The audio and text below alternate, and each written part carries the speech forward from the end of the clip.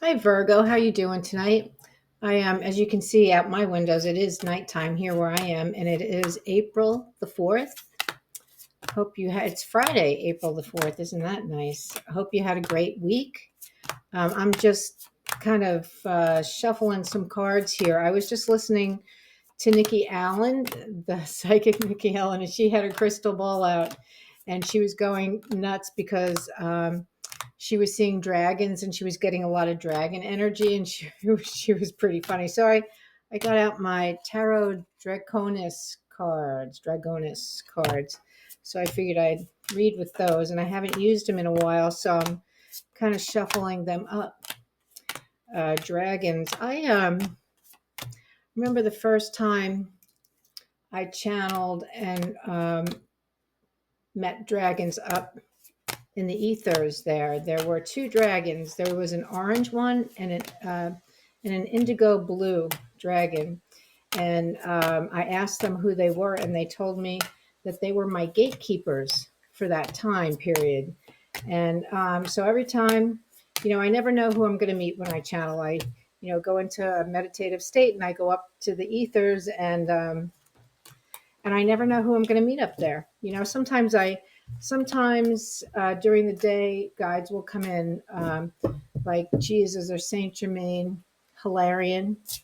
I know that they're around me, so I know that I'm going to be working with them that day. But then when I, set the intention to go to channel, I never know who I'm going to meet. Um, I meet a lot of ascended masters that way by going up and meeting these individuals who come forward to me, and I ask them who they are, and I have no idea, so I have to look them up afterward. But that is the exciting thing about channeling, when you're open to whoever high white light beings want to approach you.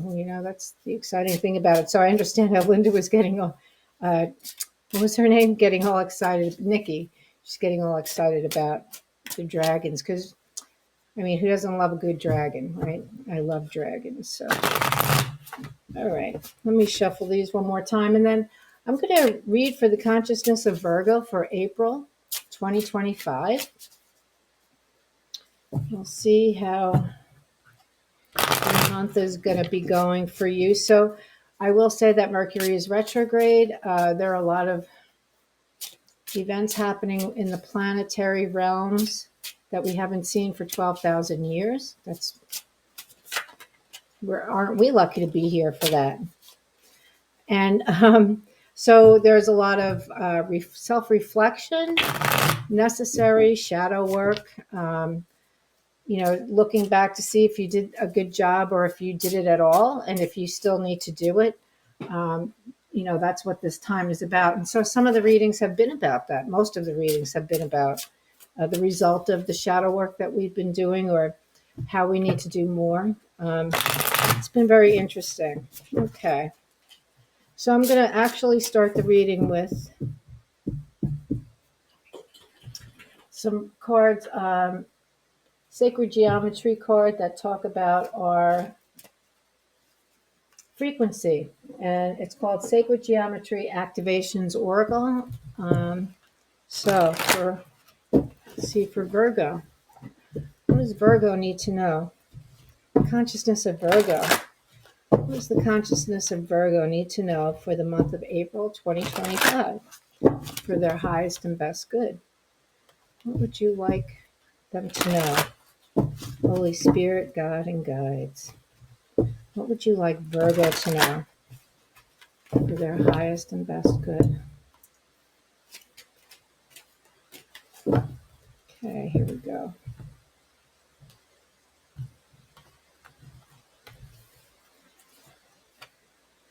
Realization. This is what it looks like. Okay, it says so it's number 37. So numerologically, that's 10 or 1. The frequency of realization supports the internal process of becoming aware of our heart-centered truth, as well as the external process of becoming our highest expression in this world. That sounds like shadow work to me, and then expressing what you've learned about yourself. The frequency of realization supports the internal process of becoming aware of our heart-centered truth, as well as the external process of becoming our highest expression in this world. Beautiful. Okay, next. Oh, coherence. This is a beautiful card, isn't it? Number 13, so that's 4 in numerology. The frequency of coherence supports our ability to harmonize the frequency of the heart with the frequency of the mind for an optimal ability to create the reality that we desire. That's that is what the suit of swords aims to do in the tarot, is to connect the heart, the head and the heart. The frequency of coherence supports our ability to harmonize the frequency of the heart with the frequency of the mind for an optimal ability to create the reality that we desire. Now, just understand that the mind is not the ego. Keep that in mind. The mind is not the ego. All right, next we're going to use the Lifruma Oracle, which is based on Nordic runes.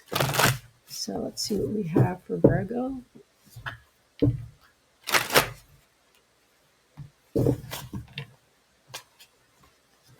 on.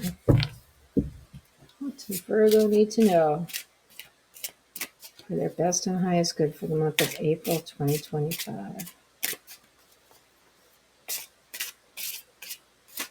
Okay.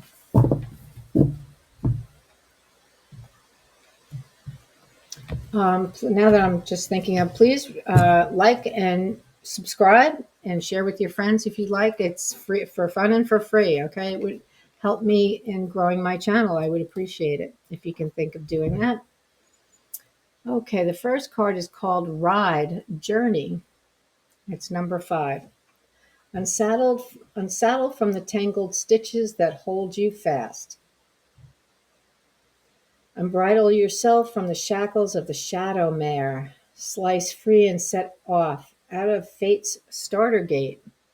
Choose to ignore the curdling cries of the battle slain as they still shriek in sleep. Slip your knots and ride out. Do not force your horse to run a deathly course, but get down and walk your own journey. Woohoo! That's heavy duty.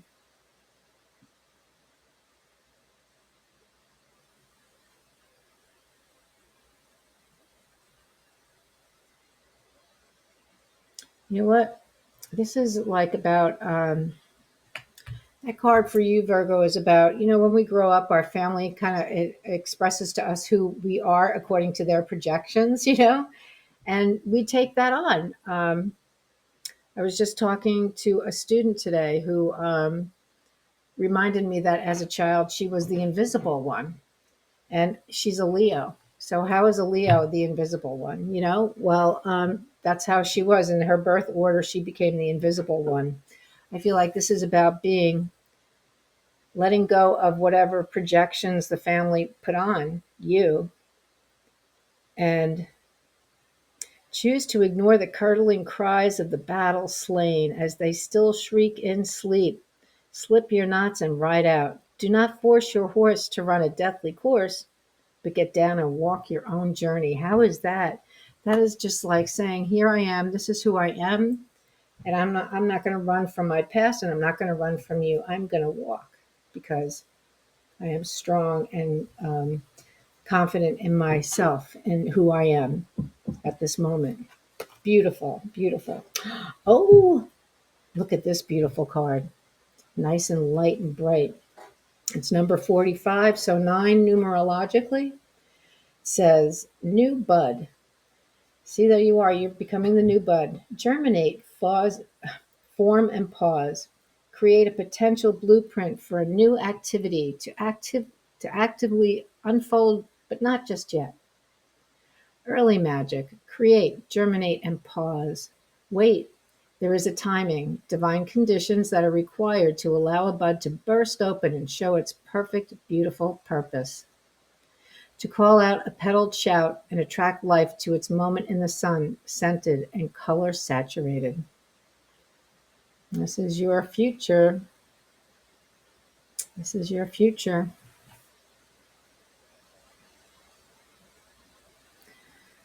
So in this card, in the ride journey, it's as though there's all kinds of roiling going on here. But you know what? Up here, there's like angel wings. There's angel wings up there. And then in this card, it looks like Easter time, right? All the pastel colors of spring. Beautiful. You're you're on the right path. Virgo. Virgo is on the right path. Okay, let's do some tarot. What cards was I using for the tarot? Oh, those are the all right, we're going to use these Dragon Tarot Draconis cards for Virgo.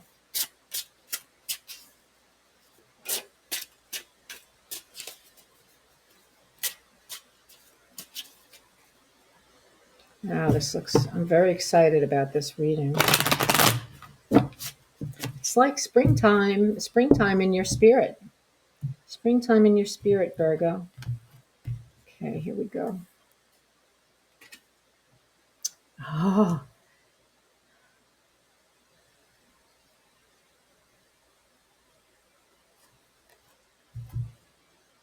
trying to see, is this the Four of Swords? What is this? The Four of... Oh, let's see. I have to see, is this the Emperor? I'm going to show you this card. I have to see what it is, though, because the symbol of it is down here, and I'm not quite sure what that means there. Okay, I see. Oh, so this is a major arcana card. And it is 4, so it would be the Emperor. You being... Oh, that's awesome. You are being blessed. The Emperor is being blessed. Wow. Now, the Emperor is the sign of Aries, so think, that's a bright solar plexus right there. Aries is bright. Aries is a leader. Virgo is also a leader. Oh, beautiful. A humble beginning for you as the Emperor in this leadership role that you're now taking. Oh, that is beautiful. The Emperor. Oh, next we have the Two of Cups. Let's see. Can you see that one? Two of Cups. She's offering her cup. So the Two of Cups is about lifelong partnership. She's offering the cup to the dragon. It's about lifelong partnership. That is a beautiful card. All right. At the bottom of the reading, oh, look at this. We got the King of Swords, baby. He looks a little, what is it? Like big ego, right? Big ego. Looks like a guy with big ego. And probably he is. But I want you to notice his face is a little gentle around the edges. In the Rider-Waite tarot, his face is not gentle. He looks angry. But this guy has a little humility in him because the lesson of the Suit of Swords is to connect the heart to the head, right? And when you do that, you become more humble rather than a staff sergeant or a general. Oh, in your recent past, is this the Queen? Let's see, is this a queen? I have to see. I haven't used these cards in a long time, so I don't know if they're queens or knights or pages. Let's see. That would be a page. That would be a page. Okay, that's a queen. So this is the Queen of Cups. Wow, you got the king. You have the Emperor, the King of Swords, and the Queen of Cups already. She is in the recent past. So the queens set the environment that you're working in. And this is the environment of emotion, and particularly the environment of love. And she is She's the queen of love. She knows all about emotions. She is very mature emotionally. And this is in your recent past. So maybe you have been called to learn something about emotions, about your own emotions. At the top of the reading, we have the card that points to the possible outcome of the reading. And there is the Eight of Pentacles. Oh, wow. Look at that dragon. The Eight of Pentacles is about perfecting your craft. So he is creating over and over and over the same item because he wants to perfect it. He wants it to be perfect and beautiful and the same every time. So this is a really good card to talking about your work, what you're working on, where you should put your efforts. And not only that, but his work is so good because he's in Virgo. Your work is very good. Your work is like stellar. Your work is spotless. And people come to you because your work is so spotless and beautiful. In the near future, we have the Five of Pentacles.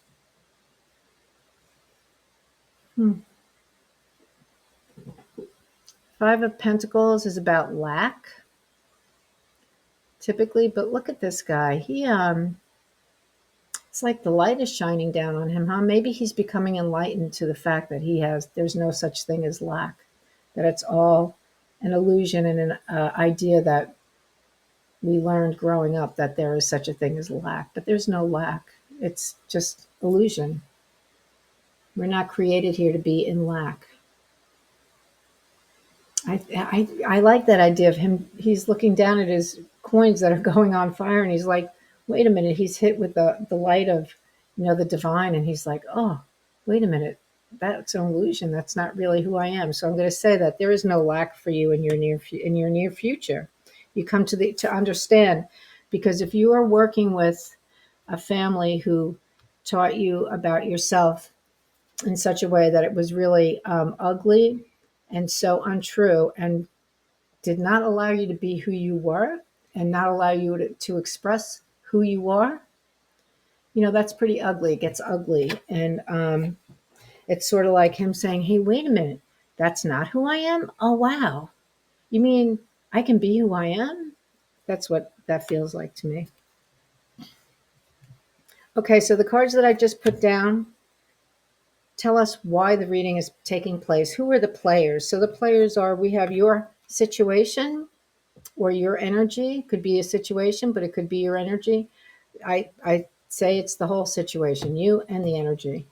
A new beginning, you're a new leader and you're being blessed as the emperor. As the emperor, this is crossed by the Two of Cups, lifelong partnership. Could be romantic, could be when you go into relationship with your spirit guides, it becomes a very intimate experience, but it's not romantic, right? So it could be an experience like that. Because when we do our shadow work, we're working with guides most of the time. They're really the ones who are kind of giving us the signals and the signs and the bringing up for us what we need to look at in ourselves. So that's what's crossing it. Beautiful. And at the base, you have another leader, the King of Swords. He is emotionally mature. That is his job to become. He's the highest expression of the swords. And so he is emotionally mature. And he's close to God. As you can see, he's up there in the clouds, close to the heavens. Good. I think that's a good energy here. And this points to why the reading is taking place. And what I'm going to say is the reading is taking place because you, Virgo, your lesson is to become emotionally mature, connect the head to the heart. Don't always think that other people are out to get you or that they're constantly jealous of you. Just, let that kind of stuff go, because that's what we learn in our family. Take people at face value, let them be who they are while you're learning to be who you are. And if they are putting you down or anything, you can say to them, are you trying to hurt my feelings? Are you saying that to embarrass me? Just bring it. Say it out loud. And that'll stop pretty quick. Then we have the Queen of Cups in your recent past. So she is the emotionally mature queen. She sets the environment. So it's an environment of love and mature love. Then we have the Eight of Pentacles at the top, which means you're working hard at good stuff. In your near future, we have an enlightenment of sorts with the Five of Pentacles in this card. Not typically, I wouldn't say that typically, but in this deck, yes. All right, your energy is the Five of Cups. This is loss. Well, when you're dealing with this kind of work, there's a lot of loss involved. Letting go of what you believe to be true for all these years is very difficult. It's a lot of, letting go of your family. That's painful. It's scary. Letting go of who you always thought you were. That's painful and scary. So there's some loss you may be dealing with right now. That's part of shadow work. Here we have the Nine of Cups. This is the card of accomplishment. So this dragon is like just jumped into the water as though he's going to the light, and he just looks like so relaxed. He's so relaxed and happy. So relaxed, going with the flow. This is the card of accomplishment, or as some readers call it, the card of wish fulfillment. The wish card. Wow, that's really nice. So that's the energy around you. Seven of Pentacles is the energy of your hopes and dreams. I'm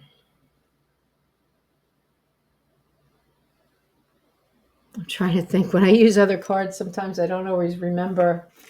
Seven of Pentacles it's so funny. I get confused sometimes. It's okay. That's how I roll.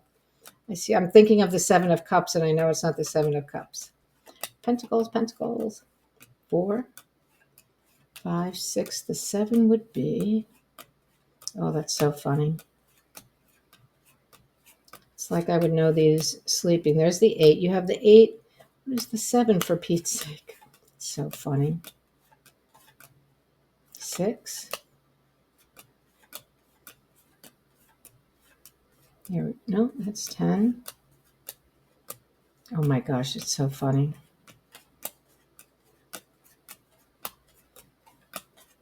And I know when I see it, I'm going to say, oh yeah. King. Okay. Yep. All right. Seven of Pentacles is about, it's the example is you working for someone else, and you're really very good and gifted at the work that you do, and you're creating all of this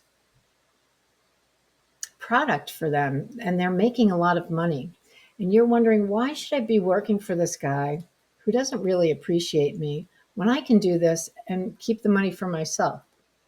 It's sort of like you're thinking about that. You're thinking about, well, should I go out on my own? Or am I being ungrateful?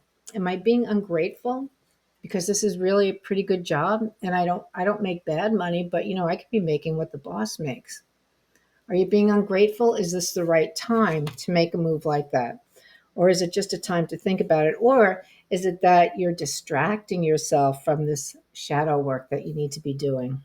Because that's really the focus. So, when we're going through major upheaval like this, changes other than within us are so attractive, because then we don't have to face us. When I think I was telling somebody in another reading, I pulled this Edgar Cayce card the other day, and it says, for know that each soul constantly meets its own self. No problem may be run away from, so meet it now. And we're used to running away from our problems. We're scared, they scare us. And you know what? There's nothing to be scared of, because as soon as you face them, you're like, oh my God, it's not as bad as I thought. If you need to say you're sorry to people, you do that. But that's people appreciate that. That's not a scary thing. Next, Oh, the outcome card is the 10 of Pentacles. This is the money, honey. This is the money card, Virgo. Virgo is good with money. Virgo helps people to make money. And there are a lot of money cards here. You have the 7 of Pentacles, the 5, and the 8. And now the 10, which is the ultimate. It is the ultimate. I think you're in the money. I think you're gonna be in the money. You're gonna cash in because you're gonna do this shadow work. You're gonna have this beautiful realization. You're gonna be able to integrate all of this coherence. Yeah, you've learned some interesting things growing up, haven't we all? Nobody is exempt from that.